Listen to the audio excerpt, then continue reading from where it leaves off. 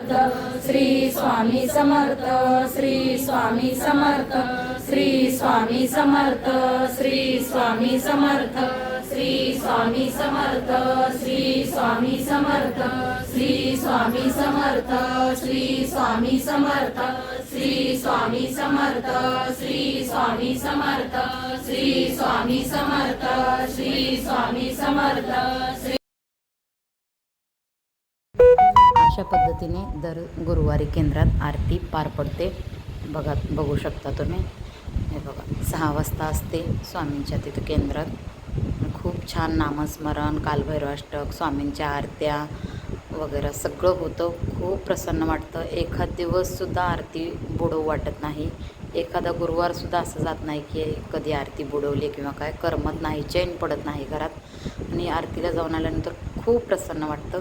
आता तर श्रावण महिना असल्यामुळे आम्ही सोमवारी पण केंद्रात जाऊन